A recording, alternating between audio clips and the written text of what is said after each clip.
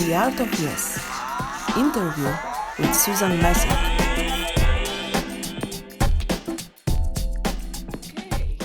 Okay. Hello, Susan. Hello, Monica. Hello, Susan Messing from Chicago is my guest, and I'm so happy. I'm really excited to have you as a guest, and thank you for being here with me. And welcome to Warsaw, and welcome back to Poland. It's nice to be in Poland. Sorry, my lighting isn't as beautiful as yours. Susan, we've met like 3 years ago, and how are you now? With a lot of things change, and now it's what's in your life? Just briefly, are you surviving the COVID times? I am grateful that my daughter and I are healthy and safe. I haven't seen my mom in a year, and that is a little weird. She's in New Jersey and she's 80 years old. So I'm grateful that she is safe. Mm-hmm. My sister is safe. Our family is safe. That's the good news. That makes me happy. And yes, my husband died this year, and 2 cats. Oh, Yeah, you seem to be more explosive over the cats than you are my husband, my God. but that's okay. It's And it's like too many events at some, you know what though, it's relative. I feel like, friends have lost their businesses. Friends can't, are worried where their meals are coming from. So I feel like all of our pain is surreal and relative and collective. I feel like everybody is suffering. So I don't sit at home and say my pain is worse than someone else's. Mm-hmm. My mom always said she wished she were Catholic because the Catholics, God gives you no more than you can handle. Sometimes I'm like, yeah, I'm not Catholic. So I try to do what I can to get through the day. How's that? My grief is a complicated grief that I will probably discuss a long time from now as I figure it out. But other than that, I'm surprised at how resilient we can all be, and I'm grateful for that. And our Thanksgiving is coming up this Thursday, and I am thankful for much of this. I'm thankful for much of this, even a pause in our world, even for all the lies and the gaslighting from our president. And I mean, I'm grateful for the future. I'm grateful that people might actually be deprogrammed from a cult. Mm-hmm. But we have a lot of healing to do in this country. And the comedy community has a lot of healing to do. Yeah, I hope we will. Good segue, Susan. Yes. Sometimes you need to throw something and bring new things into it. So maybe Yeah, that's a year, but that's for sure important year for everyone. And this is a year of changes. I think a lot of things. it's a year of changes, and as well as comedy. And I will either be malleable and be able to adjust for the brave new world, or I will disappear into the ether. We'll see what happens. I don't know. Maybe I'll just raise chickens. I don't even like chickens. I don't know why I said that. Puppies. Maybe I'll just raise puppies. I don't think I'll do that either. But I do like puppies. Everyone loves. We can all agree on puppies, right? Yeah. Yeah. I'm so glad to see you, and I will go to the main subject. Just wanted to ask you, what do you remember from Poland? Is there something which is like you think Poland and this moment when you were here and you have this like I remember that?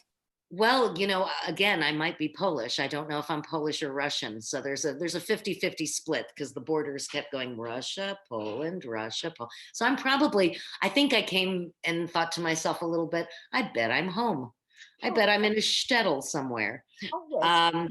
Krakow was lovely and gray because it was later in the year. And I thought the people were very, very sincere about the work and extremely serious about it.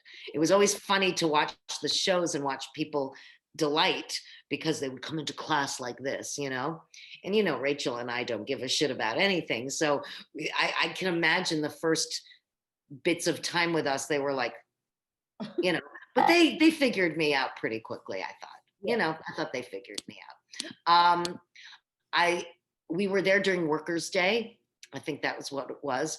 And it was very interesting, the dichotomy between in Krakow, where we were in the town square, and some people in uniform, most people buying Christmas gifts. Everybody was very, very affable and delighted. And then I had heard from the press in the United States, I think it was 300,000. I don't think it was 3,000. 300,000 people marching in the streets of Warsaw while you were in Krakow, because you live in Warsaw, and it wasn't being announced on Polish news. It was being announced in the international news that there were 300,000 Nazis in the streets. National Day. That was a national. Is what that's called, the Workers' Day? Is what? Independence Day. Independence Day. Well, I was surprised that even within one country, learning what censorship can look like really up and close, because the people in Krakow didn't know this was happening in Warsaw, but I had known from international news. So I thought, oh, how interesting. And then now we come to my country, which is now referred to as a shithole country, and watching a wannabe despot crazy man who's orange try to manipulate news. So it's never too far. I mean, I think I used to worry about how, in order for you to kind of talk about what you wanted to in Poland, you would kind of have to subvert certain things to be able to say what you want, maybe analogy, maybe metaphor. But now I feel like you guys look at us and go, good luck with that. We've been living with it for a long time. Good luck with that. Yeah, so, we had that, like, since war, we had that for, like, 50 years. So, yeah.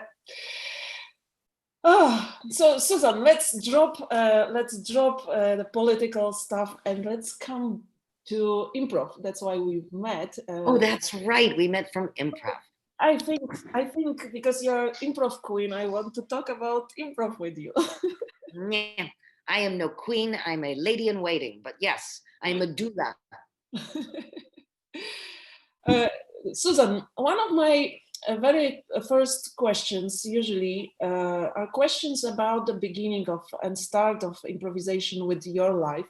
I watched many times your TED Talk, which inspired me today to go through it again and to find some funny things. And they really, for me, this talk is like instant Susan Messing. There is everything. There is a little bit of your history. There is your improv approach. There is your life story. And there's a lot of things in this TED Talks, which I will post under this that people can watch it, because I think it's very worth. But that inspired me to the first question. That's so interesting, though, by the way, that you're even, I look at that and I say, who was that child? So, talk is cheap. So you can say a lot of things and it can live there forever. I wonder what I think now. Let's go. Yeah. Go for it. I listened to some other stuff as well. And I think that it's, for me, it's really, you are very consequent what you're saying for many years. So I think there will be not much new in that. But first question inspired me because you said something there as what you wanted to be as a child. So what Susan, little Susie, wanted to be in the future, and how she found their way to now, which is improvisation. Yeah, I think I wanted to be an actress. I think, I couldn't be a hockey coach or a goalie. I couldn't be a swimming coach. So I knew that acting would be where I landed, but I didn't know if they would let me land there because I was a terrible actress. And when I realized there was something called improv, which was so foreign to me, but it was so much like what I have done my entire life, which is screw around with my friends, play. So when I discovered that, I was like, oh, I don't have to butcher Shakespeare and Ibsen and Chekhov. I don't have to ruin it for everyone. You know what I mean? I can make something up and play with my friends and then get off stage and not say I ruined it. If I was allowed to stay, I could just simply get better. So for me, it was a revelation. And I think just like with everybody who gets into improv for whatever reason. Some people just want to be a better architect, and some people want to be a better caregiver. And some people want to work better with their office.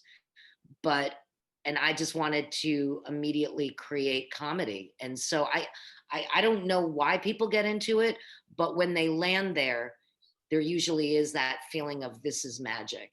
And then they try to learn the magic tricks. And then they get all worried that they're doing magic correctly. And then it doesn't become fun anymore. So I think my job more than anything else in my life has been to affirm people that if you are there, you are right. And now your job is to be more right. You have things to say, and you're good, and you're great. And you plus me equals world. You know what I mean? That's what's exciting to me. Not, he's done it for 25 years. He knows everything. I don't give a crap about that. I don't care. There are better improvisers who have just walked in off the street than people I've known for over 30 years. Sorry. Yeah, that's true. But I like you for your honesty as well. Yeah, better than I am. I mean, this is one of those arts that I've always thought the day you stop growing is the day you start dying. And I don't want to die in an art and codify it so strongly. I understand each buildings have their own theories and their own desire to say what's right. And when I am in different buildings, I honor those buildings.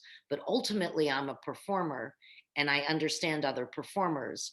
And I want them to be happy and joyful and free, because that's when the magic happens. So I think my job is to talk you off the mountain, when you're scared. Is just to go right through it, because we're all brave all the time. Everyone is brave. Everyone who does this art is brave. Okay, Susan, you said that you are a bad actress, but like our friend David Razowski says that improv is acting, so you can't be that bad. So I was a terrible actress. I was a terrible actress. Sorry to interrupt you. I was a bad actress. Improv made me a much better actress. I could call myself an actress now. Yes, absolutely. But I could call myself an actress with a lot more integrity and knowledge than I had before. I mean, David does completely different stuff than I do, but we also have played together many, many, many times. And whatever he does and whatever I do is extremely complementary. Yes. So I feel like it all works out. You know what I mean? We all put it in stew. And once we make stew, we don't say, why did you put paprika in the stew? It's in the stew. Try to sift out the paprika. Good luck. It's not going to work. So I'm excited about process. I'm excited about the magic that occurs. I'm not excited about doing it correctly. I didn't start improvising to do rules correctly. I don't have sex to have sex correctly. You know what I mean? Yes. This is about, yeah. How did you start? Because you said you were acting before you found. Yeah, I went to Northwestern University and I was a theater major, and it's a very, very good school with. My friends are amazing and very talented. But when I came out, I remembered a building called the Improv Olympic, where I had auditioned in my third year at college for a team, this comedy thing, and I didn't get it. But I remembered it and I thought, I'd like to take a class at that place. And that's how the ride started. So 1986 is when I started taking classes. Wow. And it was not an easy ride. It was terrible. But I went home every night crying, thinking, I can do this one day. And I did. I just didn't give up. This is the thing I want to ask you, because it's also in this TEDx talk, because you met, and I had this, what you say, this way of improviser, when you mentioned that few times. I went through that also very hardly and with many jumps. Also sometimes few times a day, which whenever it comes, I think of this talk with this TEDx talks of you, and I send it to my friends many times when they have these moments, because for me this is an example of someone who is doing this long time, who experienced that, is good now, and can tell us it is like that. It's a process. So this is another thing I'm taking from this TEDx. But I wanted to ask you, when you started, what was so challenging? And if you remember the like first, months, first weeks, or first lesson, what's your memory of this time? Well, hearing that there was an art and a theory behind it, and remember, I started at Improv Olympic IO, so I was taught this was the correct way to improvise, and I didn't want to screw it up for anyone else. And it's funny because I just spoke to Sharna this morning. We're very, very tight friends, but Sharna was incredibly difficult and incredibly mean to me. And I remember thinking, it might have changed who I was when I ended up teaching, because I did not want to just yell at my students and tell them how much they sucked. But Sharna didn't like me, but Del liked me. Del liked me a lot. And Del apparently did not like women. So that he liked me was like, what? I think what happened was, when I stopped caring about the person you want to prove everything to, because what? So that your affirmation is based on whether they approve of you. I think when I stopped caring so much and used her as a guide, forgot the messenger, but started listening to the message, I stopped crying. And I started growing. And the good news about growing pains is that you're growing, and the bad news is it's painful. So, and it also declares who I was at that time. I was probably very sensitive because I did not want to be kicked out. I think that's what my thing was. I'm sure she would have taken my money for as long as I would have given it to her. But at the time, I did not want to be your problem. And I probably still didn't want to be your problem. But I wanted to simply be an integral part of a whole. That's all I want to be. I want to be part of this group or part of this duo. I don't want to go off on my own, and I want to be someone who you want to play with. So I wanted to make sure I did it right. But there isn't right. There is no right. There is no wrong. There are different opinions. Everybody has an opinion. And as I work in different buildings, I figure out my own opinion of what gets me through the day. And chances are it's a lot easier than a series of rules. Yeah, absolutely. Rules are suggestions. Mm-hmm. They're not rules. And they work in the certain moment, for that moment in the scene maybe, or something, but not in general, like in every scene or something like that, right? Yeah, I mean, how much fun do you have with a pile of rules? That means in your head, you're saying, don't do this, don't do this, don't do this, don't do this. I'm not interested in your inner monologue. Everything I need in improv is right in front of me. The way you just looked at me, the way you just went, you know what I mean? Like the nod, all of that. I'd much rather justify that than invent a better idea for you to have to go on board with. And frankly, you have every right to tell me anything about myself too, especially if I'm demonstrating a physical intelligence you can already see. So if you tell me why I'm this, I'm not going to be like, no, I'm not, I'm this. Otherwise, I should write my scene and send it to you and tell you where to stand. I actually had a student in an intensive this last week who had said to the other teacher, Rachel, had said, well, what do I do if people don't follow my scene? And she said, well, when did you decide it was your scene? Because you started it? An initiation is only the beginning. I can't wait to see what you and I create from this and this. I can't read your mind. I don't want to. I just want to add what you have to the plate. You know what I mean? Yeah. So there are ways that we can play things like defenses or escapes, but I would rather just play. Mm-hmm.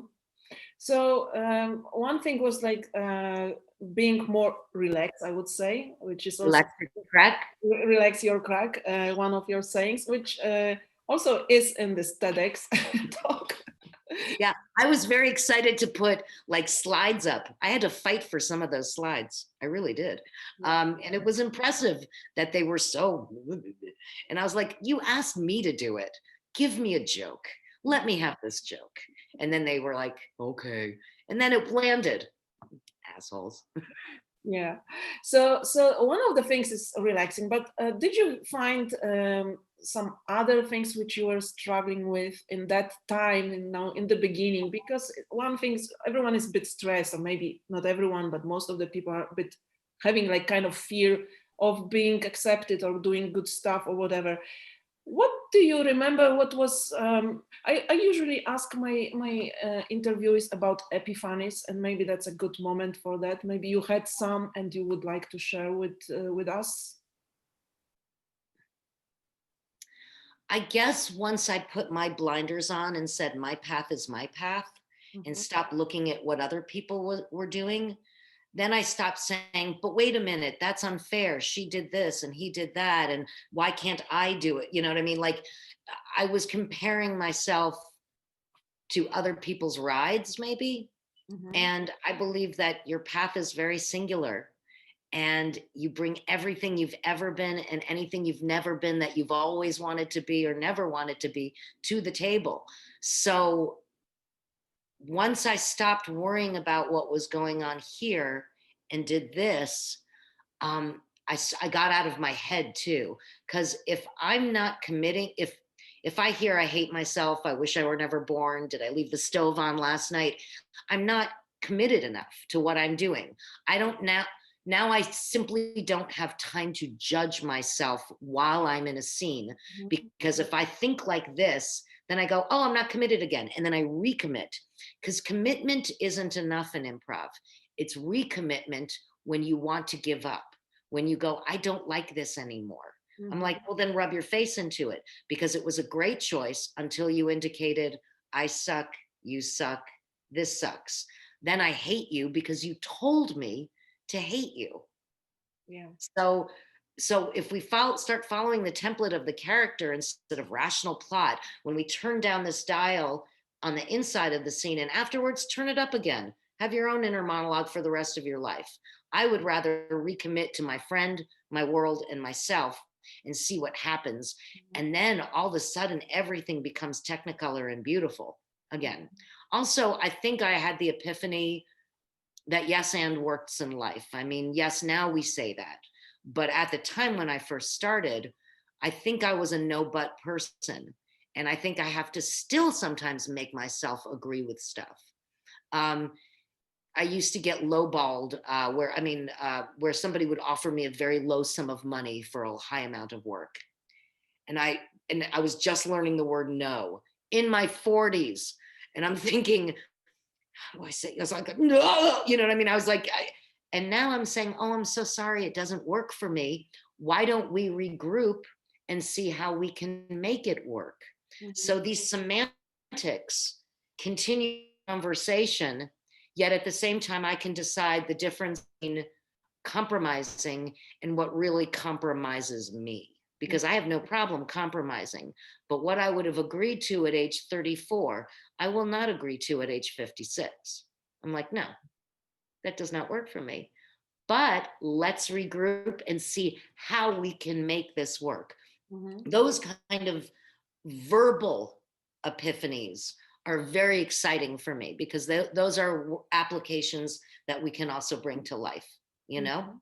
Also in a scene, just because somebody tells you something, you don't have to agree to an opinion. Your characters don't have to get raped. Your characters don't have to, you know what I mean? They don't have to agree to horrible things. They can agree on the world, but they can have a different opinion. Yeah. And I think sometimes people have felt very manipulated by other people. He always makes me the whore. He always makes me the mother. And I'm saying, well, my whore is getting her PhD right now in clinical psychology. And so I am paying for school by being a whore. And by the way, we call it sex worker. So let's give it a little more integrity. So I can play those kind of things, but I'm also not offended anymore. I don't take this personally. My onstage and offstage are night and day. On stage, I like being fucked with. Off stage, I don't. So my characters will do things that I don't do in real life, but I'm interested in it, because if this is a sociological study of the human condition, there's some ugly in this world right now. almost half of our country voted for ugly. So I know there's ugly around. Yeah. And sometimes I want to see what it would be like thinking my 401k plan is doing great, and what's it like living in a gated community in Scottsdale, Arizona, sipping scotch and getting mad at the gardeners who are from another country so they don't speak English. What's it like being ugly? Because that's not the way I think. But there are so many people that think so much. It's almost like try on their suit and then go. I'm not saying it to make fun of them. Yes, my opinion does come out, but I've watched enough people that really think that way. And how do we watch them? We watch them like a car accident. Like, oh my God, oh my God, oh my God. I want to try those people on as much as I would like to try on people I'd like to try on. So I think I did learn the epiphany of not taking it personally that Susan Messing is my character. So my characters need to be progressive and kind and thoughtful and beautiful. You know what I mean? All that shit. Nope. I don't worry about that on stage at all, because this is my time to put it there. And then I leave and I become a nice person again. So we'll see. You had in those days probably also many teachers, but from different generation, like they close. And I've heard now that you were also on the workshop with Keith Johnstone. Do you remember like? No, I did not play with Keith. I went to a Keith Johnstone workshop. Yeah. And the old guy, right? Yeah. Yeah. Yeah. I was in a. Sorry, I just wanted to say that very clearly. I was in Paris for the only year of an improv festival called Improstival. And Keith was teaching. And I watched his workshop from way back. And at the time, he was in his late 80s, maybe even early 90s, no, probably late 80s. And I watched a friend of mine take the class, and she made an initiation, which I'd been teaching at least 10 years at that point. I was watching it, and he said, "No, that's a bad scene. Start over." And I thought to myself, can he read her mind? Why? I did not have much reverence for him. I don't care. And by the way, I love Dell. Dell affirmed me, but he taught me less than he affirmed me. I watched him rip assholes and take prisoners.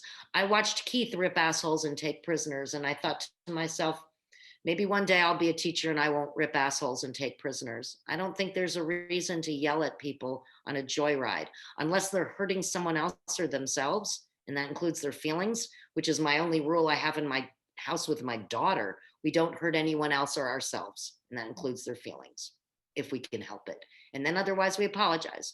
But I don't think negative reinforcement teaches you how to relax and listen and enjoy.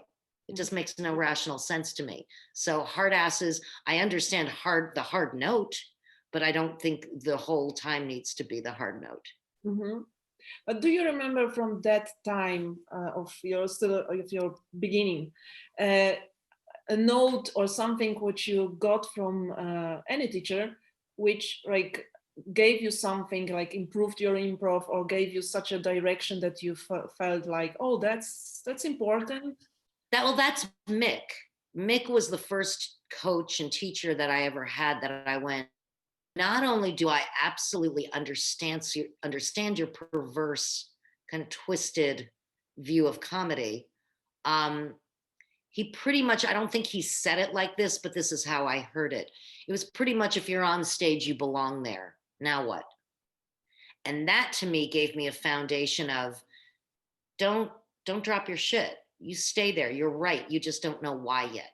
And maybe through the years, I've obviously created my own language and semantics that just have helped me through the day. And I thought, if I'm a hard case and it helps me, it's probably going to help other people too. But again, I've also challenged my own words. When people say, when I say, if you're not having fun, you're the asshole. I've been the asshole. So, it challenges me constantly. You rub your face in your own words. I don't just say this shit. I have to live by it, especially when it's on posters and pillows, which is what I've seen in people's theaters. I'm like, that's me. What? It's weird. But God bless. I mean, because I just said this shit when I was high. So I'm glad that people think There's something to come out of it. And that also says something about the efficacy of marijuana. Susan, you said also something like this, and this is one of the sentences I like from this TED Talks. You said to yourself, don't you dare to give up. You can do this one day. And this is something which I repeat to myself when I feel that. Don't you dare. Don't you dare. Because here's where you take Mick's thoughts that went to me. And he says, if you're on stage, you belong there. So why would you get up and say, I quit? Why would you get up and say, this is too hard? I think what I lacked in talent, I had in tenacity. I did not want to give up. I very much so, because when I didn't give up, all of a sudden the magic began. Because if we can't determine what the scene is, why would we give up on what we're doing if the audience was delighting in it?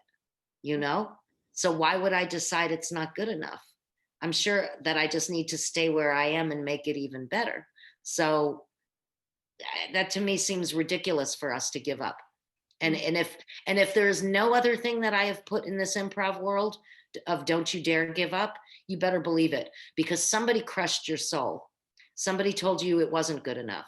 And somebody told you that that's not right, or that's not funny, or that's not smart, or that's not good. And that you're not right, and you're not funny, and that's how you translate it. You say, I'm not funny, I'm not smart, I'm not good. Oh no, I'm wrong. And I'm like, you're not wrong. In comedy, if you take a mistake and rub your face into it, it becomes a gift. Mm-hmm. It's all a gift. I'm going to eat all of it. You know, like when I used to feed my child, I don't think I'm a great cook.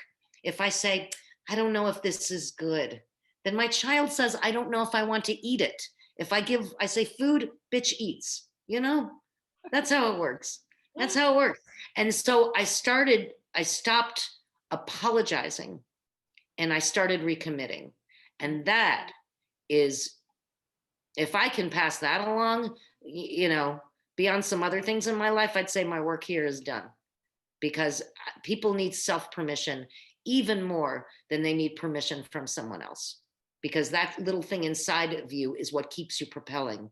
It's what gets your ass out of bed that day. It makes you sit in your apartment and say, today I go on, instead of, oh God, another day. You know what I mean? You have to force yourself to be positive in a very difficult world, which means you need to be your own advocate and you need to understand that your choices are right. We just don't know why yet. Mm-hmm. So the more we stay there, the more we figure out why. If we're supposed to know this, again, tell me where to stand and I'll do your scene. Mm-hmm. Right? Yes. And again, it's going to be so much easier. Sorry to interrupt. Yeah. It's so much easier when you are dealing with stuff right in front of you. Then you don't have to invent a better idea. You merely have to justify specifically what's right in front of you. Yeah. Yeah. Yeah, I think this is a kind of hard lesson because not everyone is teaching that. No, people are learning from someone who they very much respected, and they don't want to ruin it for the person they really respect. So they're going to teach it correctly. Mm-hmm. Meanwhile, the person before him was just winging it. They were just figuring shit out. Mick, in his book, Improvise, his first book, Improvise, I don't read people's books on improv, because I don't want to steal their ideas. Mine are mine, theirs are theirs, and I'm sure the twain will meet. But in Mick's book, he says, once upon a time, I remember the first page. It was like, once upon a time, there was a scene. It was a great scene. Everybody high-fived each other afterwards. We all got drunk. We all had sex. It was the best thing in the world. It was the best scene in the world. And then the next day, we all did a scene, and the scene was terrible. It was the worst scene ever. Oh my God, I can't believe I was in this scene. So we decided to dissect the scene. And we said, oh, you guys, there were so many questions in this scene. You guys, why don't we just make this shorter and make a declarative statement? Then we don't have to have this stall of questions. You guys, there's a rule. No more questions. That's how improv rules began. Yeah. And I believe that with Mick. I believe that's how all these rules started. And then everybody was so worried about fucking up the rules, they didn't care about having a great time. And that's what happened. So if I can bring joy back and remind you of why you started this and why you need to recommit to it, that helps me, because it reminds me to recommit to my work, because I don't know what I'm going to do with my life, but maybe I should be recommitting to my art. And then we move on. But we don't waste time and energy saying I suck. We enjoy the time spent investing in ourselves and our friends. That's exciting. And that's proactive. That's exciting. God, I'm so boring today. What? Well, super interesting. I live in my brain, so I'm like, ugh, whatevs. Talk about something else. Talk about potatoes. Making clarification, when you were saying to yourself, don't give up, is not give upping in the scene, which I understand, but also did you have these moments like you wanted to give up improv, or this was not never in your mind, or you felt sometimes that, oh, I can't do it, I'm bad and I have to stop that? I do believe that people who take a break come back better. And I might be ruining a lot of teachers' careers and their pocketbooks, and I don't care, including my own. I believe sometimes when you take a break and you do other things that are artistic, what it does is it unblocks a lot of stuff that you're stuck. And then you come back and all of a sudden you're magically better. And you're like, how did that happen? I took 6 months off. How did this happen? How did I get better by not taking classes? I don't know, magic. Did you take a break then? Because I don't know about that. Did you take a break, and when was it? The breaks that I took were to focus on different things. For example, Sharna at IO, I was teaching for the Annoyance and I wanted to teach for IO. And Sharna said, well, you have to coach first. And I said, well, that's weird because Miles started 5 years after me and he's teaching. Oh yeah, you want me to coach? So I dropped everything. I dropped my performing, I dropped my directing. I think all I did was teach at the Annoyance, and I was coaching 3 teams at the same time, which is kind of crazy because it's really difficult to do that. And I started creating these weird exercises that I was using my teams as almost guinea pigs to experiment. And after about 1.5 years, I brought this list to Sharna and I said, this is why you need me as a teacher. Boom. And by the way, object work on Zoom sucks. Boom. It's true. I cannot stand object. No, I've got a fucking drink right here. Let's just use it. Zoom is the only time you get to be lazy with object work. As a matter of fact, I insist you use a real phone. I just do. Yeah, I do some improv on Zoom, and we do a lot of props and real props, right? Yeah. Feels good, doesn't it? Go for it. Hats, paper, everything. Yeah. When we're when this is all over and we all get to be on stage together again without masks, I will be very excited about object work. But until then, I got a real pen here, Susan, so coming back to your breaks. So you had break because of teaching in IO. I had a break from teaching, and I'm quite sure I took a few breaks simply because of life situations. I mean, my friend Rachel Mason has been teaching steadily 5 to 9 classes a week or something on Zoom since March. And I've taught, I hate technology and paperwork. And I have taught like 2 classes in China, 1 in Singapore, and 2 long form and 2-day intensives. Plus I teach now a class for University of Chicago once a week. But in comparison with what I'm doing, it's night and day. So in a sense, this is sort of a break as well. Yeah. This is sort of a break. But in my case, it would probably be a mental break because I probably had a mental break when my husband died. I think I did. I think I'm being real cool about it right now, but I'm like, no, I floated away from my body. My head floated from my body. That was a lot. So, I mean, the good news is nobody saw it. The bad news is I had no support except my therapist, who was wonderful, and my wonderful friends who Zoomed me. Yeah. I'll give you a heart. Thanks for my hug and heart. Thank you, world. Thank you, Monica. Um, ah, Susan, so you had some breaks, but at some point when you started it, you became also a teacher. And as far as I know, it wasn't like many people just started this already, or like few weeks, months, they were already performing and then quickly teaching. I think it took some time for you to teach. It wasn't like already. No, I was performing for quite a while before Mick said, "Why don't you and Jody Lennon teach a class for women Mhm. at the Annoyance?" And I thought to myself, why do we need a women's class? Why can't we have a people class? And he said, because you and Jody are powerful in the way you present yourself on stage, and a lot of women don't feel the permission to do so. So I did. So that's how I started teaching. And then with Sharna, again, that was another year and a half. And then the university started asking me to do it, and people asked me. Um, I think IO was the only place I've asked. I asked to teach, and even then, I created my own curriculum. That was a whole other level. I wasn't teaching what other people were teaching. It was shit I made up. Um, but I don't. I don't. I don't.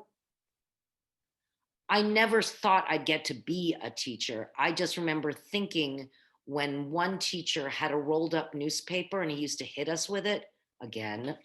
Sorry, a rolled up newspaper and hit us in this game, this competitive game on Saturday mornings at 10 a.m. And I'm thinking, why is he hitting us with a rolled up newspaper? One day maybe I'll be a teacher and I won't hit people with a rolled up newspaper. Like, I don't know what I was thinking. I took so much shit in my time.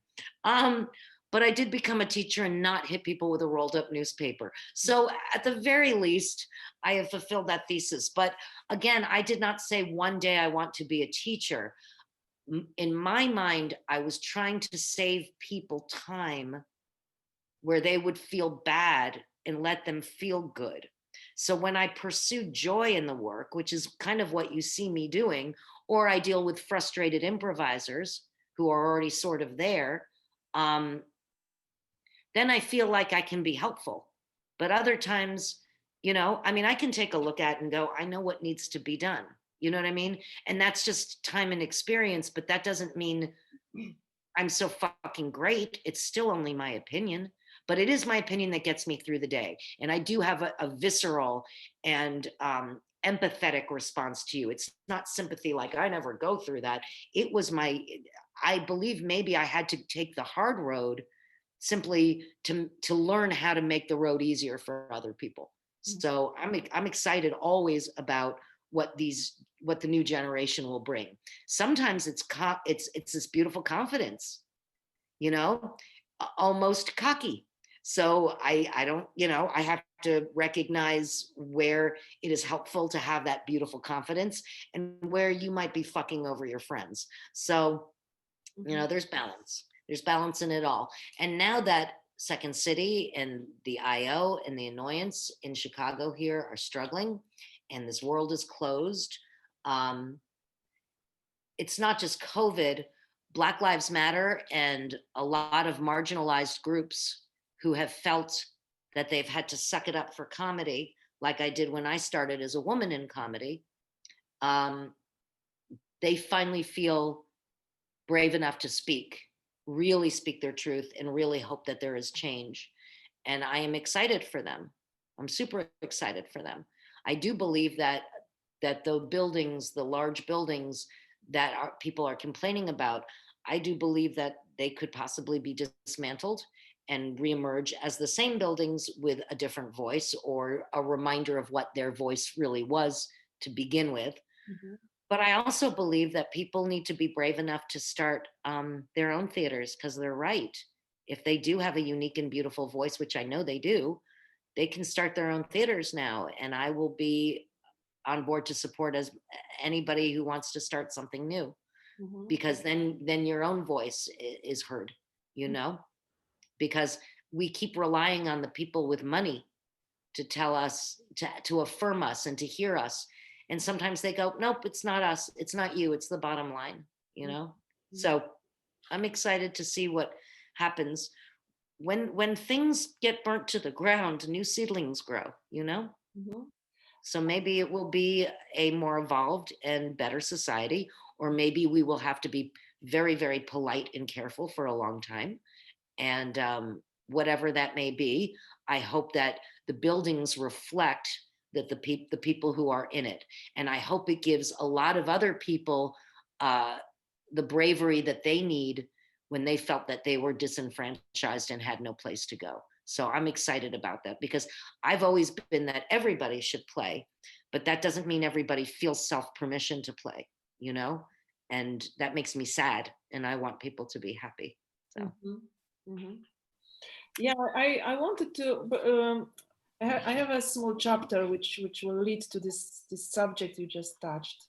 But just before that, I wanted to ask you, so if you could say one thing in teaching which you really love and which is still challenge. Oh, well, right now it isn't a challenge because we're all stuck in front of our computers, but it used to be to move. And Mhm. I don't think it's going to be so hard because I think everybody's going to be so excited to move when this is done. I think the people who have felt paralyzed are now going to just, You mean move. like move on the stage? Yes. Mhm. Do things, make discoveries instead of stand around and invent. Zoom is great for tiny micro acting. Zoom is great for you having to deal with what is right in front of you. And so, even though I joke and say Zoom is the Bitcoin of improv, um, there are benefits. There are benefits. One of the benefits that I saw last week, it was so exciting to have people in my class in my home that were in England or South Africa or, or Poland at the time. It was very exciting. But but I also think that people can't wait to be able to gather and touch each other and have a visual art without thinking, I could kill them. So Mhm. just by existing. And what's the most positive thing you get from teaching? The most specific thing, there's Positive thing, positive thing, which to is make other people's lives easier. It's an immediate gratification because I can't imagine a teacher having to sit there and constantly like bang their head against a wall. I mean, 5 of my 16 students in University of Chicago have COVID and they're taking class lying down. oh my god.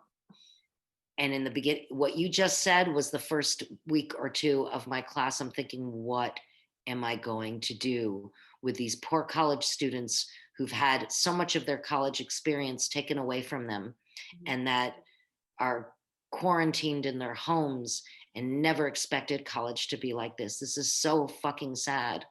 And I followed my own direction. Instead of I tensed up, I had to relax my crack and said, well, what can we do? Again, reframing to talk people in.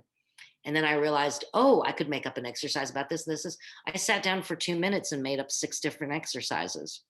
So obviously, if I don't panic and I stop for a second and recommit, then good things will happen. But I have to relax because when I tense up, I see and hear nothing. That is the anal probe by aliens. But this is like, okay, I can do this with this. And this person is lying down. Let's use it. We'll figure out a way. We're problem solvers, improvisers. Improvisers are problem solvers, not problem solvers in the scene, but problem solvers as people. Mhm. That's true. That's true. This brings me to another question, which came through all the stuff I was trying to see and listen to about you. Oh no, I can't even sit in my own brain for an hour. I can't believe, ugh, I'm Yes, so sorry, Monica. I could be in your brain for a while. Please enjoy. So, Please do enjoy. uh, when people grow and when they don't, because this evolves these questions from something you said, and how to help them to grow. And I'm sure you have tools because, as you said, you try to make them to work to make the work easier. So when they grow, and what stops them from that?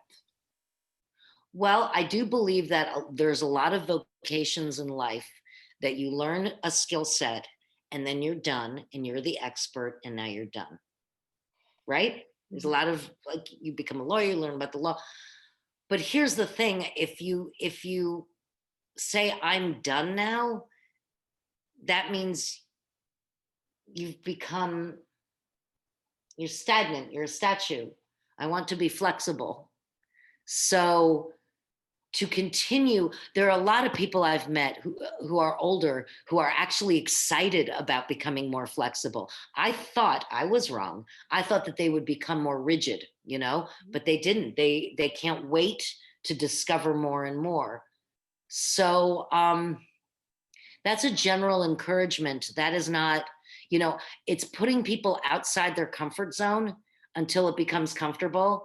And then we say, okay, now what else feels weird that we can make comfortable, so that we can find something else uncomfortable that we can make comfortable. Because I feel like that's our challenge. And I think everybody is so different.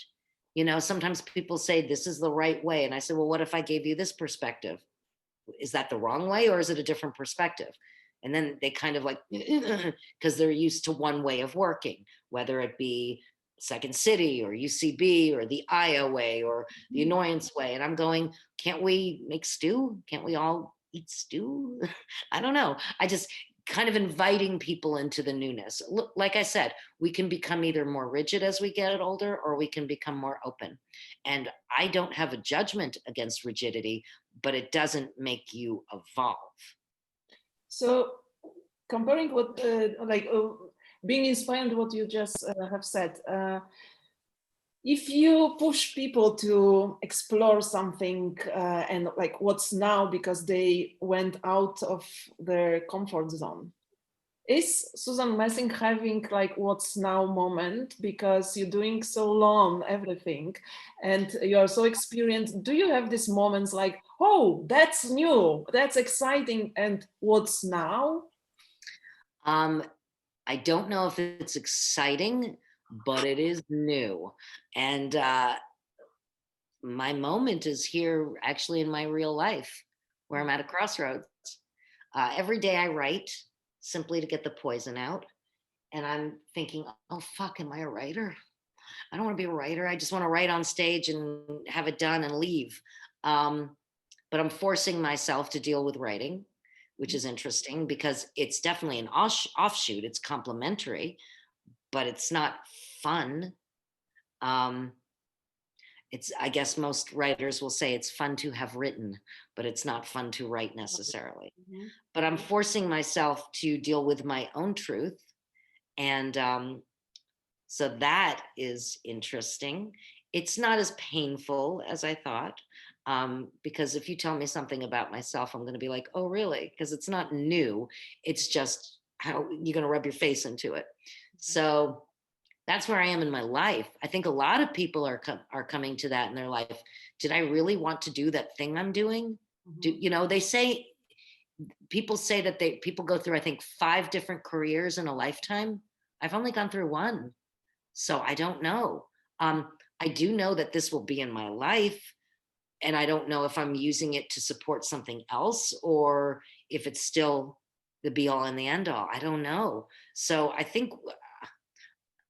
guess if I think about it, I could say I'm being brave, but really I'm just simply taking a step forward and seeing what happens with it. I can use those principles of improv to discover what's next, as opposed to here is my thesis and I want to prove it, because that for me has never been fun. So with that phrase in that TED talk, when they said, it was the Burham phrase, make no big plans, or don't make little plans, or something like make huge plans. And I'm thinking, I didn't make plans.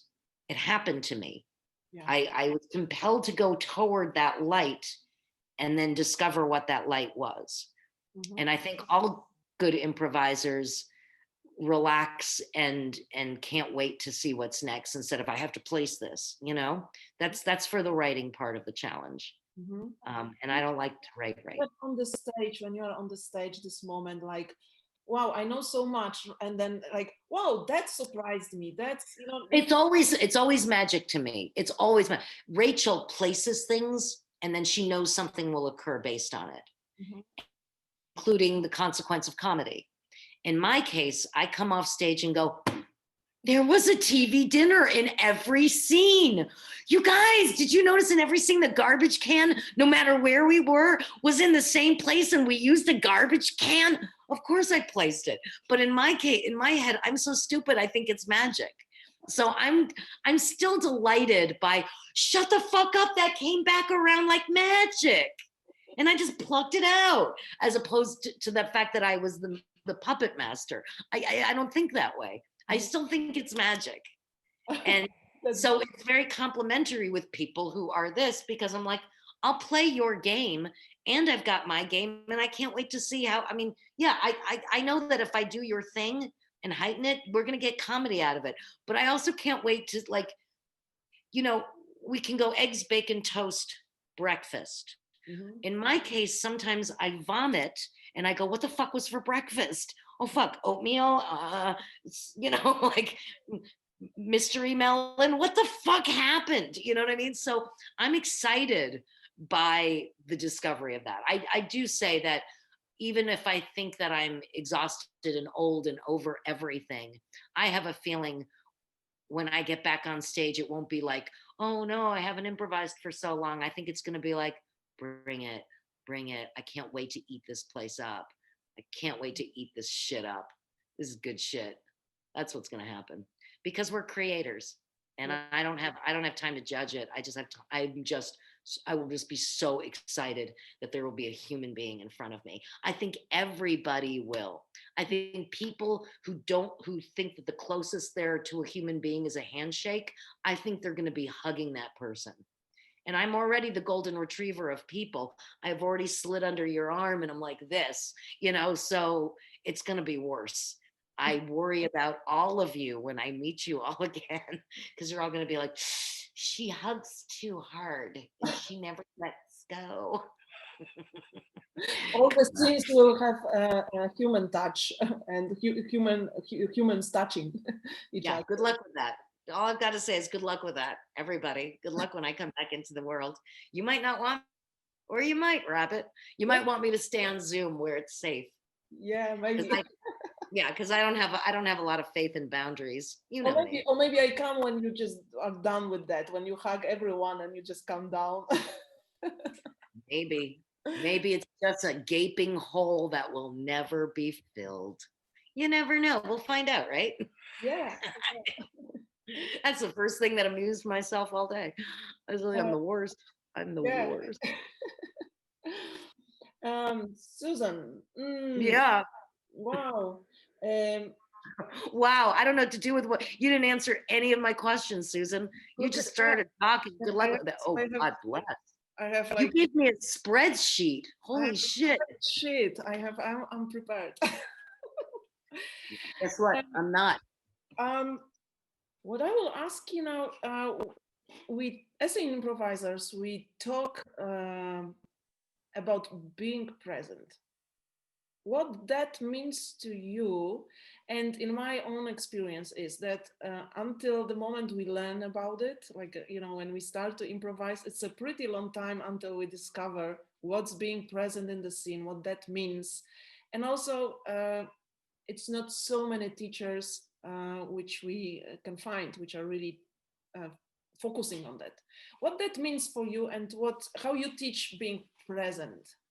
I think I always break things down and make them super simple. I'm not interested in big old esoteric Yeah. moralities. Being in the moment to me is real simple. Smell it, touch it, taste it, feel it, fuck it now. I will not say fuck it because, well, I did, but I mean, you can fuck me on say, I don't care.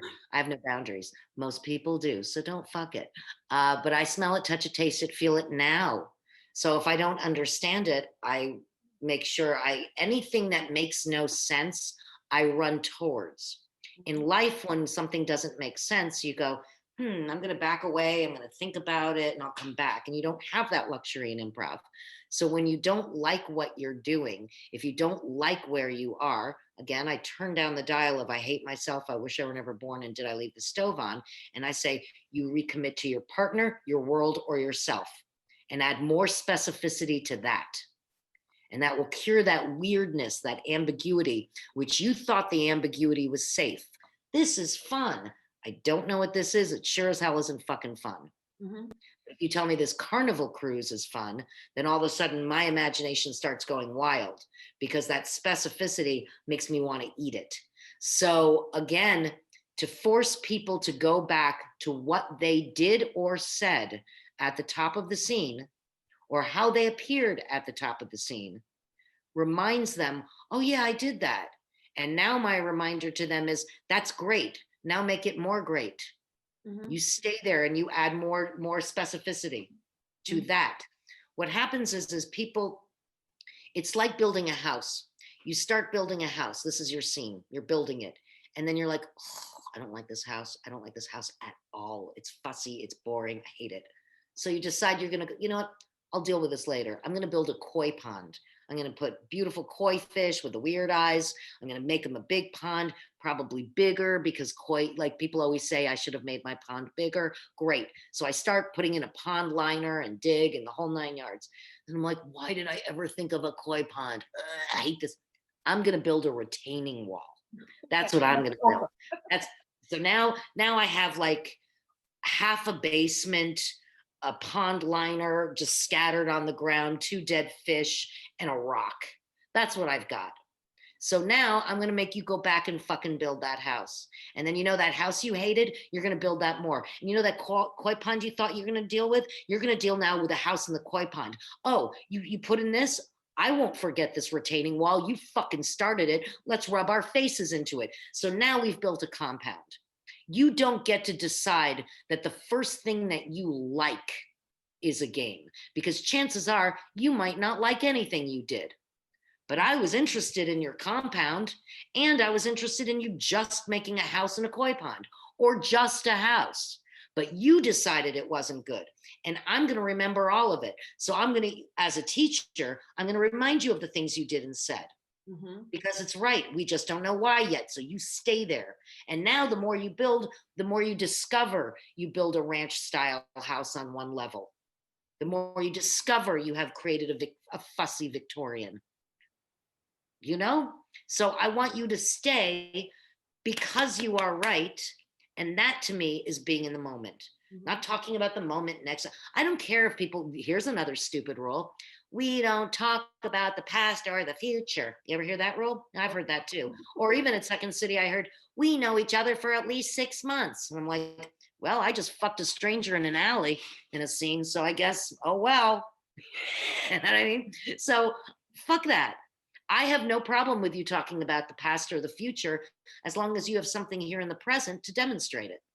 You've Mhm. got something right here, because otherwise it's just invention. I don't believe it. So when you have something in the present to demonstrate it, I go, oh, my grandmother was the most wonderful person. Oh, I'm wearing her earrings, right? You know, it's right there. So maybe this inspires me for that. So these tiny gestures that you make are clues. Why would you run away from a clue? That'd be stupid. You would go toward a clue, right? Yeah. So, but everybody kind of goes, I hate it. And then they go, not me, not me. I didn't say that. Who farted? I don't care. Smell it. Smell your fart. And be present. 2 bean burritos, no cheese, extra fire sauce, Taco Bell on Clybourne. That's my gig. And I would have stuck it in my TED talk had they let me. Yeah.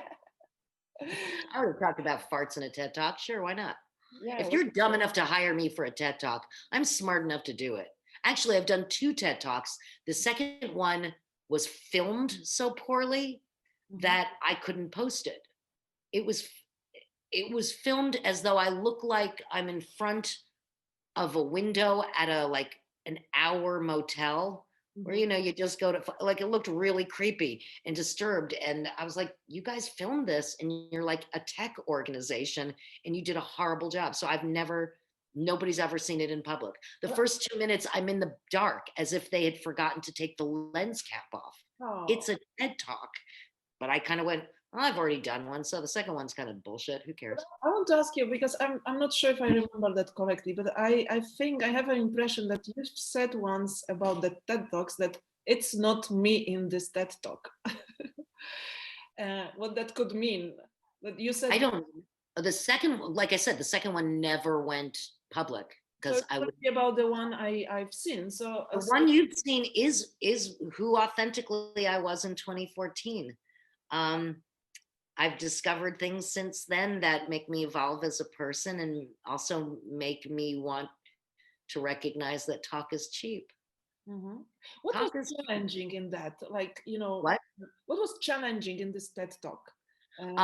First of all, I needed their permission. Secondly, I had to memorize my own words, which I'd rather not. I'd rather just say, good luck with that, vomit some breakfast. I had not watched TED Talks, and I was grateful that I did not watch TED Talks in preparing for them, because there's also a writing thing here in Chicago, in the United States, called The Moth. It's like a storytelling forum. And after a while, if you watch enough Moths or you watch enough TED Talks, there's a pattern. The bad experience I had in life that made me a better person, and blah, blah, blah. By not watching a TED Talk, strangely enough, what formed was what looked like a TED Talk and what my guess a TED Talk was. I think the only TED Talk I've ever watched was like a 5-minute presentation on how to fold a napkin. I'm not joking. Yeah, I don't want to do a TED Talk. Honestly, if you want someone to do something right, you might not want it to be me. Because I might fuck it up to create unintentional comedy. And again, even in the doing of it, the struggle was that there was a committee that approved. And it was based, certainly, I understand, it's the University of Chicago. They helped create the atom bomb. I understand that they're important and serious people. But then again, they invited me to do a TED Talk. And if you're going to invite me, something might happen, like, whoops. So it was, I think the hardest thing was to appear legitimate. And I was like, I'm an imposter, but I was delightfully an imposter. I wasn't trying to be legitimate. I was just who I am. And I just looked back and thought, I should have worn better Spanx. But other than that, I don't think about it much until you tell me, because it was long ago. It feels like a lifetime ago. But that inspires me to the question, because you do this stuff so long, and you've said something like, I always think that everybody is better than me. This inspires me to the question, what is still challenging or challenging in improv? Do you, like you said also that you were invited to do Lightbox, and you were saying it was just before, so I don't know if you did it, but I did Lightbox. Yeah. So how do you find that new things, and if there is something which challenges you? That's a really good question. You know what? In retrospect, I would change how I did Lightbox. I would just simply relax. I think I tensed up because I thought, this is a beautiful form that Frank has. It's very important to him.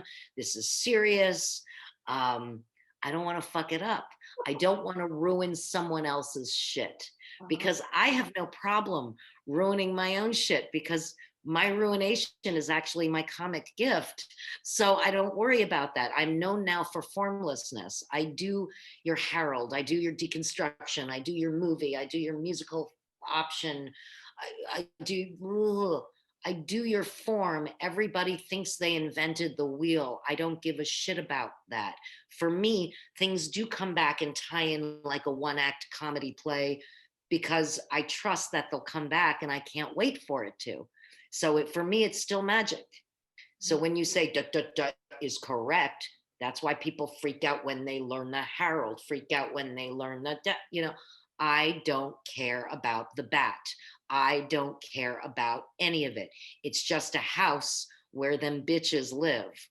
And if you love your characters, time passes. Because for me, it's simple. Scenes are about people. Plot will learn line by line. Funny commitment and recommitment to your choices will pull it out. So I'm not worried about that stuff. But I am worried that this beautiful form that this lovely Frenchman created, I will shit on. And in a way, I sort of did. They actually did a beautiful form in Portugal as well, where they got everybody in, and they sort of did like a Les Miserables type thing or whatever. And I actually said, may I watch?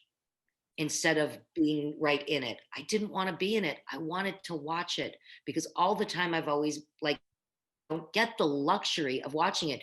And they all looked at me like, we thought you were more of a team player than that. And I'm like, I'm sorry, I don't mean to be an asshole. I just want to watch your beauty. And I still don't regret watching it, because it was stunning. And if I were on the inside, I might have gotten a few goosebumps, but you had 30 other people on stage. You might want someone to watch this shit. That was me. There you go. So That's about it. So my to relax into what someone perceives to be their form, especially because as time has passed, like I said, I did everybody's form, and now I just want to play. Put two people in a world and see what the fuck happens. That's how Messing with a Friend started. And it's formless. I had somebody, Jonathan Pitts, once said to me, I know Messing with a Friend. You do these kind of scenes, and then this occurs and this occurs. And so he watched a couple of the shows before he played it, and he told me what my form is. And I looked at him and I was like, that's not true, because it could change tomorrow. Like, I don't know. I don't know what it is. I'm glad it helped him enough to feel comfortable to be able to do the show. But I would never say, okay, it's got two scenes, and then this character comes back, and then this person comes up. I don't give a shit. I don't give a shit. It's the wheel. We all done the wheel. Yeah, and maybe even if it happens, it's just noticing kind of patterns, but maybe not the conscious choice. For me, it's not conscious. For me, it appears. For Rachel, it's conscious. Do we play all together all the time, and do we love each other more than anything? So we're fine. We're fine. Cool. You're cool. You're cool. You're cool. You're a lot more of an academic than I am. You're a goddamn rock star. You're recording this for posterity. You're making this happen. You got an improv room. Yeah. I got nothing. I got nothing. Nothing but words. And I will say this, though. It's one thing to talk your talk. It's another thing to walk your walk. I would say this for the purists who believe that their own way is the right way. I invite them to play that way, and only be allowed to play that way, because I've seen a lot of people who are purists play all different ways. So maybe people might consider the possibility of expanding their mind. They might learn something new. Look, the first time I hear something, I want to bristle against it too. I don't want it to be true. And then the more I sit in it, the more I go, you have a point. So why don't we just from the beginning say you might have a point, instead of fighting evolution? Susan, I have a next question, which is very serious. That's question about comedy and being funny. That's kind of a contradiction, I find, as a contradiction, because you know yourself that we are told many times, like, don't try to be funny, but we are doing comedy. It's two things, it's difficult to. You want my blurb on this? Yeah. I can do the fast version. This is the easy version. When I am doing people who are doing stand-up, it is absolutely the goal. So you better write funny shit. You better write funny shit. In improv, what I have discovered over the years is that if you say funny shit, you have to rub your face into it and make it true, because we have to turn it into a fact. So I killed all your puppies is not fun, because unless you want me to take a golden retriever and snap its neck, it's what it is. So commitment and recommitment to your choices is pulling out comedy. And we don't know what your audience is going to find funny. So we try, you know what I'm saying? Yeah. So if I try to be funny, it's kind of trying to watch. And if I commit and recommitment to my choices, I will pull out comedy. My daughter is here. Yes, Fafa. I'm acting like a hard ass. I'm not. So commitment and recommitment is pulling out comedy. So you don't people are laughing because you talk about your grandma's china that nobody uses. They're not laughing because they're laughing out of sympathy, empathy, or educating, or entertaining. Those are the four reasons, right? Sympathy, empathy, education. Or no matter what, when they're not laughing, it doesn't mean that they're not fascinated. So when my audience isn't laughing, I'm not panicking. They're on the ride with me. They're in the moment with me. If I smell it, touch it, taste it, feel it, they smell it, touch it, taste it, feel it, right? Yeah. So, because if I'm just talking about it, they're not investing in it. But if they're invested in it, then I don't have to heighten something funny by being funnier. Yeah. That's the only way to heighten a funny statement. But if a funny statement is funny because it's true or it's real or, oh my gosh, me too. You see what I'm saying? Then it's easier. So I don't worry so much about that. Yes, you can create patterns that pull out comedy. If I ring a bell, ding, ding, by the third time I ring that bell, the audience is like, oh, bitch, ring that bell. And they can't help it. They're laughing because they're like, I've seen that. It's not funny to ring a bell, but they're pleased. Does it make sense? Yeah. Yeah. You know, comedy is a very personal thing for people. How many times have you seen a comedian that everybody is laughing at? You're like, can't find that funny. I find that homophobic. Can't find that. That's racist. And the other people are like, oh no, or whatever the case may be. We all know that my husband, Michael, always used to say that racism, sexism, and homophobia still isn't funny. And I agree with him. And I would say most comedians with a soul or morals will. Otherwise, they kind of do podcasts with their friends and I get to drop a homophobic statement. Like, why is that funny? But again, I think comedy for people is very personal. And I wouldn't say to anybody, I wrote the funniest joke. How dare you not laugh? You know what I mean? If they don't like it, that means probably that I didn't protect content so people could laugh. Susan, when we talk about comedy, you also said something like content or comedy needs to be content needs to be protected. What I mean by that is, for example, what I would talk about with a 7 p.m. audience for a family-friendly show, I would not be doing what I do at the Annoyance, which is what I used to do at 10:30 on a Thursday night. I think you have to protect the content so people can laugh. You don't just say, I'm a comedian, deal with it, assholes. I do believe that if you alienate your audience, you don't invite them into the process. I really learned that from Mick. Mick was the one who said, because the Annoyance was an uncensored space. And even now I look at some of our shows from the 90s and there's no way we could remount them now. No way. It's not protected anymore. I don't go, I can't believe the world has changed. I say, no, we think differently now. And I want to join in with that and not necessarily say I'm politically correct or I just want to make sure to invite people on a journey. And we spoke to our grandparents differently than we speak to our best friends, don't we? Yeah. So if we can handle that, we can handle adjusting comedy for who we're playing it for. I wanted to ask you about it because pretty recently I watched with friends, with my improv group, a sketch from Annoyance, which was called Prison Sluts, Oh, co-ed prison sluts. Never could do it now. And yeah, I wanted to ask you that it's probably our comment was you would probably not play that sketch anymore nowadays, that it's probably. Well, it's not a sketch, it's a whole musical. Yeah. Not like a sketch. No, there's no way that it could handle. The theater was irreverent. It was, the Annoyance was known as the island of misfit toys. We pushed boundaries. I mean, one of the characters is a child molester. Now, there's nothing funny about child molestation. Nothing.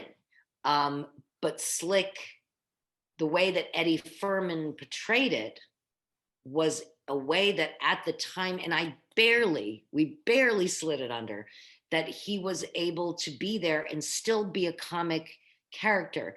That is more of a shout out to Ed Furman's mastery of comedy than it is for the subject matter, that he was able to take something so awful and unfunny and not say, how can I make this funny, but make his character who does horribly unlikable things, making him likable. So again, Mick did a very delicate balance in directing that show. I played a masochist who was in Alice, who killed her parents, who was in love with Henry, who used to eat people. So he was a sadist, and a sadist and a masochist, you know, they might work out very nicely together because that's what they want. You see? But now, like, there's nothing funny about that. So you don't sit around and you go, that would be funny. What you do is you try on things, maybe because they're verboten, because they were fun. But again, that was the time. And the funny was coming from the likability of these people. Not let's do. When Mick created Co-ed Prison Sluts, he said, I want to create a show called Co-ed Prison Sluts. I want my dog Kahlua in it. I want there to be tap dancing. I want there to be fight between a clown and a drag queen. And I want hamsters. And we all went, okay. And that's what we created around it. So, you know what I mean? That's all we knew. So sometimes it's fun to start with nothing and see what happens. It's not, I'm going to create a grotesque musical with unlikable, ugly characters that do horrible things. But even now, showing it as a product, the joyful, celebratory kind of, remember when you were in 5th grade where farts and the word fuck were the big deal? You're like, I can't believe I said fuck. I can't believe I said fuck. Yeah, that's who we were. Yeah. But with adult sensibilities and a piano player. Yeah. So that's what we got. So again, you probably watched it like, why is the audience laughing? Why is this funny? I mean, I wouldn't watch Co-ed now at all and go, this is funny. I would go, oh my God, I can't believe we could do that in the 90s and that we delicately balanced comedy. Because remember, laughter is also a plosive release of tension, you know? So this is horrible, this is horrible, this is horrible. Oh, thank the fuck Lord. So I feel that a lot in my own shows. I can hear the audience like, no, no, no, no, no, no, no. And then they finally have a release. I'd like that to be almost like having an orgasm. Build of tension. I don't know. But again, I'm constantly balancing that. Mm-hmm. I am aware of my audience. I'm not trying to make them laugh. They're on a roll with me. And when something horrible happens with the character, I can hear them going, oh no. Like I can hear it viscerally. Mm-hmm. And that's okay. You brought me to subject of audience because you said that audience can react emotionally and is with us. There was like sympathy, empathize, and I don't know what was sympathy, empathy, educate. Because I could tell you something about, you know, what I do to make my soy chorizo cornbread. And you're like, ooh, you can use soy chorizo? Oh, cornbread? What do you put in there? Oh, cilantro? You know what I mean? So you're interested in the process. You're not going, ugh, where's my laughter? You're just too interested in the process. Sympathy, empathy, educate, and just simply entertainment. Because somebody said that to me recently and I went, oh yeah, simple entertainment. But sympathize, poor you. Empathy, me too. Oh my God, that actually happened to me. Or educate. Sometimes people are laughing simply by acknowledging the reality in their life, not because it's a funny thing. And that's why I don't reach for comedy, that I am aware it will be a consequence. Yes, am I an entertaining and can be a funny person? God, I hope so, because I've been calling myself a comedian for over 30 years and so have other people. And I would hate for all those human beings in the world to have to take it back.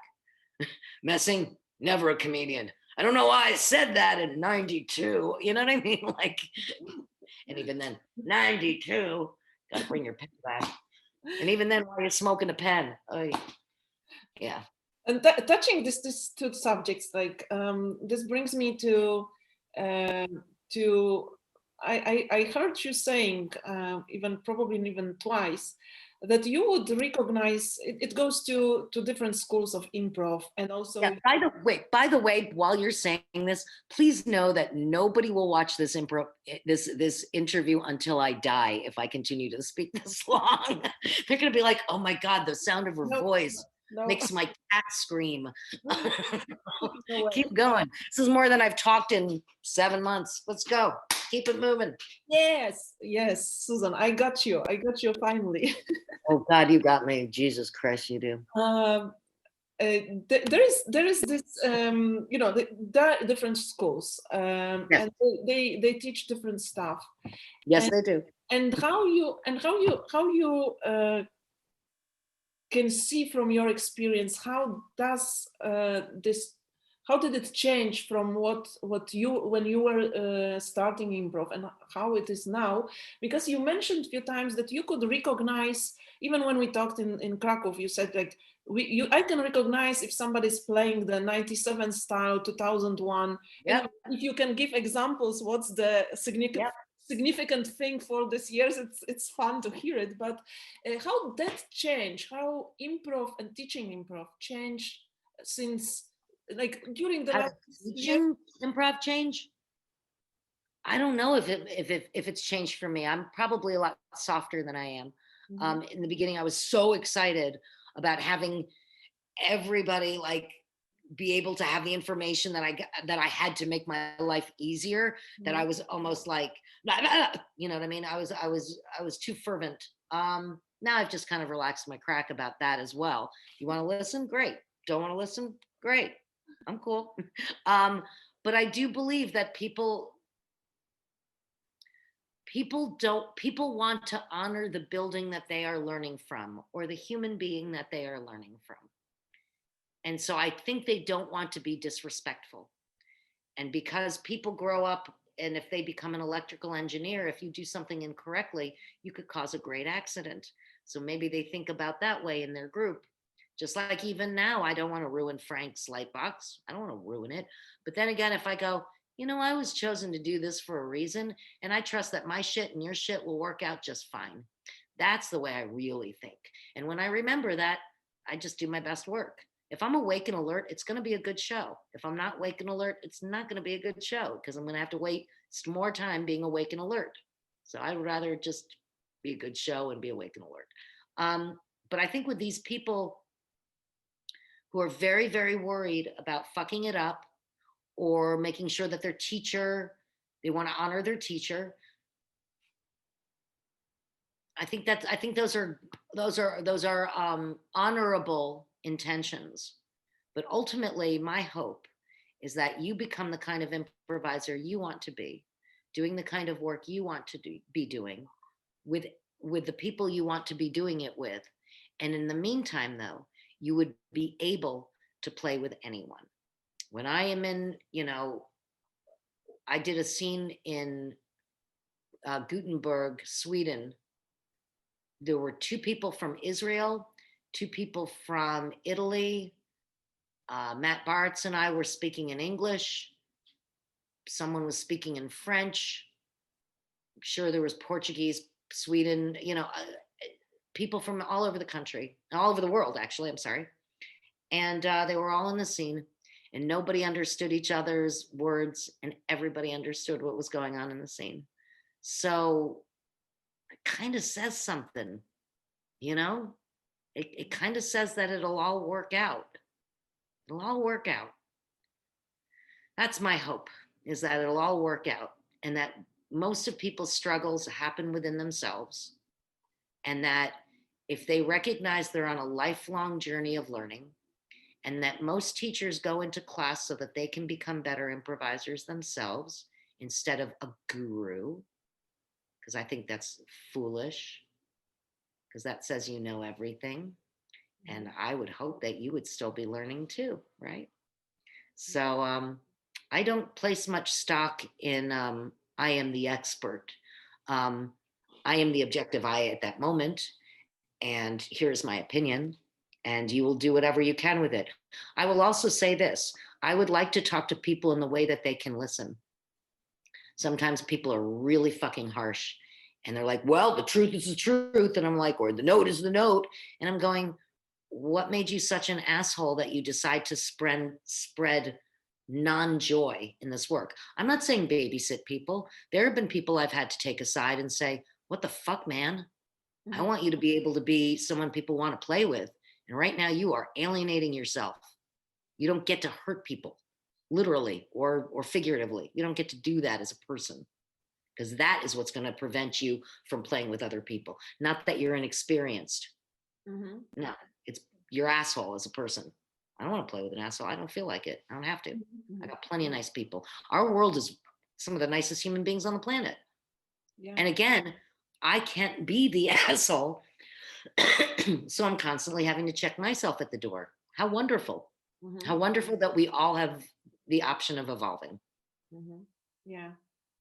So do you recognize styles of people when they play? Like still in Chicago, can you see who is? No, no, not right now. I think the playing field right now is fascinating because everybody's on Zoom, little flat two-dimensional people.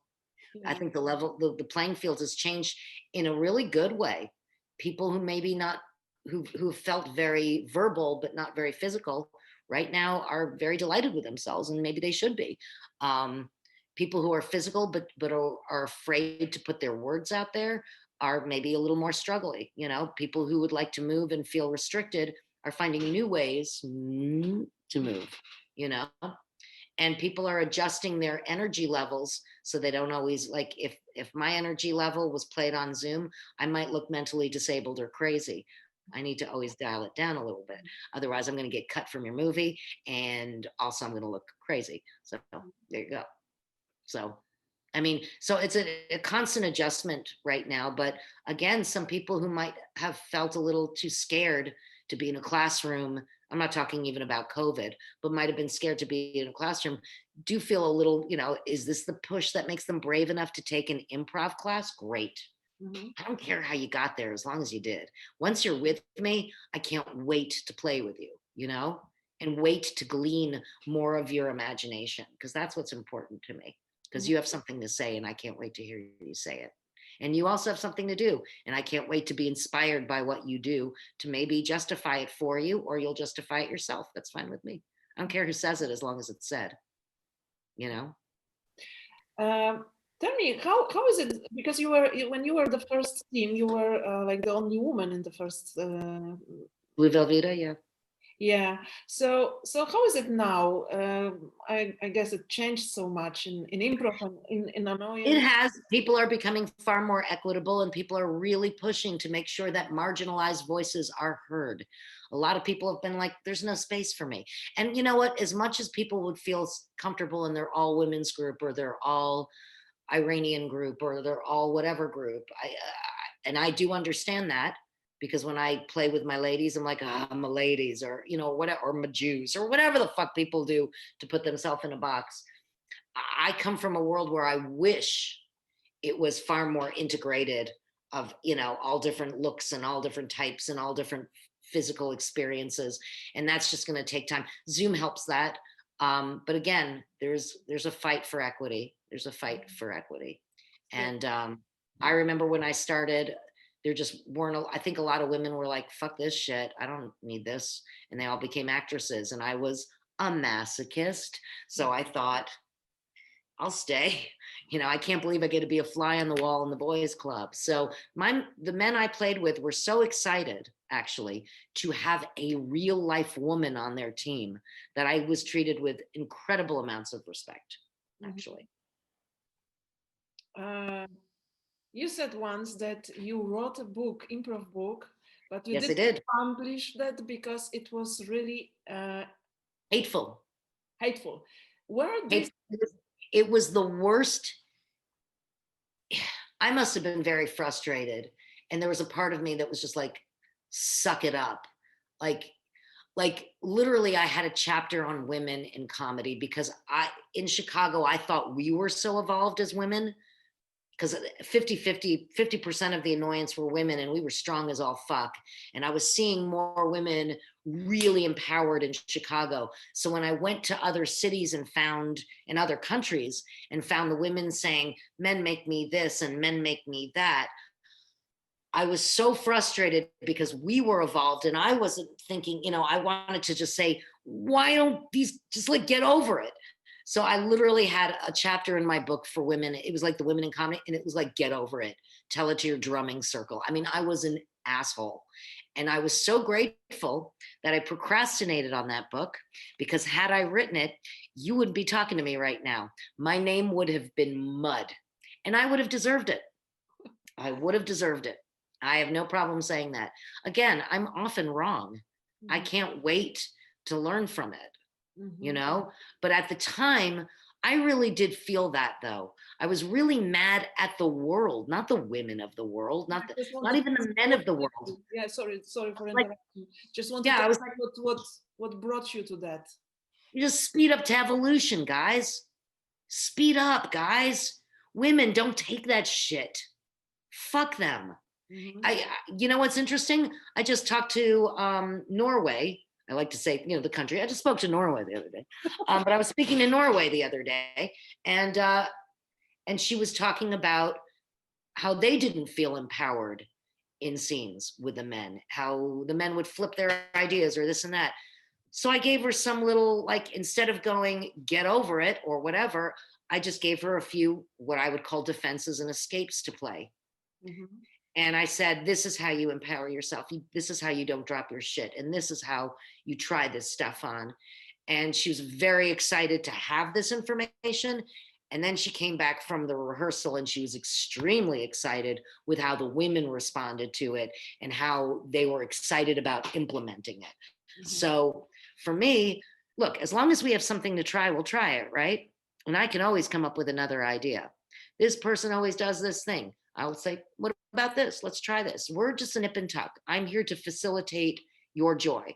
And if it's not joyful, let's figure out why it sucks for you right now and get back on the joyride, because I'm not interested in you suffering in this art. I'm interested in you having more fun than anyone else, and then you win. That's what I'm interested in. Great. I thank you for that answer. Thank you for, I mean, but honestly, as I'm saying this to you, you think this is why I teach, is because I'm stupid.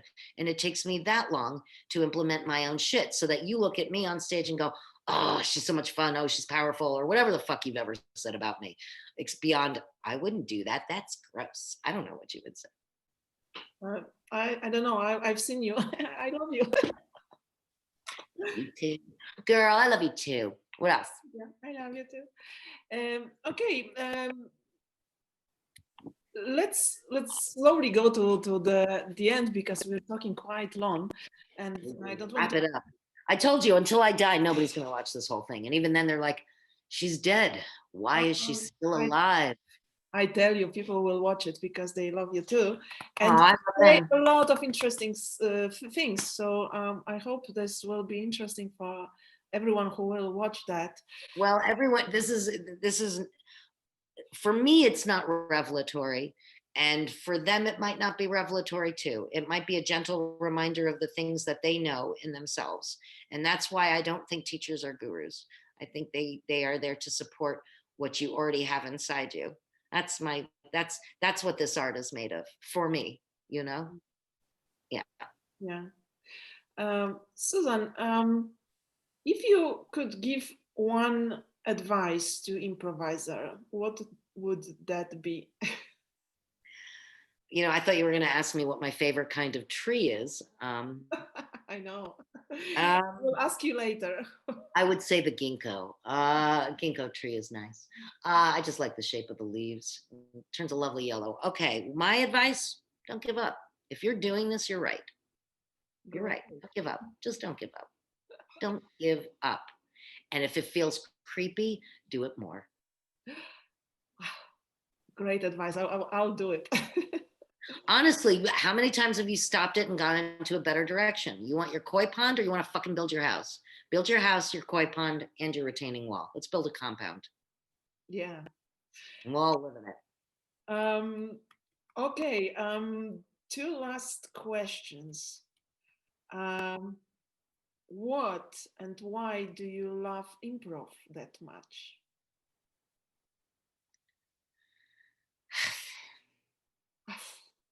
That's a good question.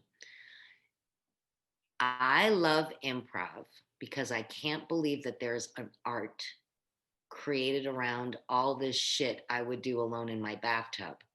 Except this time, I get to play with adults with adult sensibilities, and if I'm lucky, a piano player. That's why I love improv. I love improv because when it's done, and I can't take it back, and I don't want to. I love improv because there's always a next time. I don't have to do the same thing again and again, and I can't wait to discover what's new. I love improv because I get to play with my friends and then new people, which I have to assume trust, which I love because it's hard to trust people in this world, but I do because I'm stupid. So there's a place to put my stupidity of trusting people too much. I believe it. I love improv because it's make believe, and who doesn't like make believe? That's why I like improv, because it's make believe. And I think we've turned it into rocket science, and I think we need to bring it back to make believe. I agree. Susan, the very, very last question is... I thought that was 3 questions ago. Go on. What's your last question? Another one. Okay. Okay, go. So I'm here. There will be 2 then. Where the I energy... have more makeup for you. Go on. Where the energy of Susan Messing comes from? My energy? Oh, man. I don't know. I think I might have diagnosed ADHD. I don't know. I don't know where my energy comes from. Probably I do. Oh, man. I don't want to be medicated for that. My energy comes from... Well, it changes, doesn't it? Is from my desire to recommit to almost everything I do. My child keeps me young. That when you are awake and alert, you see and hear everything and can use and reuse and recycle and repurpose all of it, whether it be in improv or in life. So my students give me energy, my friends give me energy, everything around me I feel like is made of energy, you know? So I guess as long as there's something to be amazed by, you know, then you have something to propel you. And I think even in the midst of these last months, which have been so difficult for so many people I know, you know, and again, I feel like my grief is relative in comparison. I don't think I have more or less than anything, even though it's been super, super complicated, much more than I ever could have thought. There's still a reason to wake up, you know, and there's still a reason to discover something new. And I think people are trying to find beauty in very small things because their world has become even smaller, you know, so even to watch their cat, you know, jump up and do something fun or a new recipe or whatever they have to do to get through not just the day, but sometimes the moment, you know, that gives me energy. And because energy is hope, I think, as well. So I have a lot of hope. I have hope in the human condition. I have hope in all of it. So that gives me energy. Because if I had no hope, that's probably when I would start dying. But I don't see myself as dying pretty soon. No way. No way. Fuck that shit. I gotta get back to Warsaw. I've never been to Warsaw. I want to get to Krakow. I want to go to the shtetl. I want to see where the uprising was. I want to play. I want to be in your improv room. We will bring you. That must happen. Yes. One other thing about Poland, about Krakow, when you said to me much earlier about some of the memories I have when we were in that cafeteria and eating lunch. And I kept thinking sometimes they would just go on your plate and you would just keep going. And I watched myself and there was a part of me going, what is that? And then everybody around me was like, lunch. And I thought, all right, lunch. So you eat what you're fed. And by the way, it all tasted very good. Susan, so let's have the very, very last question. I thought you said, okay, what's the last of the last question? This is the last, very last. Very last of last. Okay. Later will be a very, very, very last. So okay. This is the very last. Yeah, because you're gonna have to edit the fuck out of this shit. Or not. She's like, nope. Or I'm just gonna play it on a loop for 24 hours a day, because that's how long it was. What you got? Your hair looks cute. Okay, so When last time did you do something for the first time? Not talking about improv, which is always new. Okay, the last thing I did for the first time was the first thing that comes to my mind was I had to, my friend Bob, I went to a house that he's staying at where he has to take care of feral cats, like wild cats, because in Chicago, the rat poison is no longer killing the rats. Uh-huh. So they brought in coyotes, and that's not working. So, real coyotes. So they brought in feral cats, and you have to set up these fancy feeding stations where you can't play with the cats because they're feral, but they're kittens, but you got to feed them, and it's really cold out, so they've got these they've got a great setup, these feral cats. It's like nice and hot, and they've got a place to hang out and stay if they want, even a litter box if they want, everything is there for them. So I fed feral cats. Never done that before. Susan, I love you. Oh, big heart, girl. Heart. Love you, mean it. I And do. I love you so much. Thank you for this lovely talk. I love you so much. I hope everything goes well, and I hope you see your partner super soon.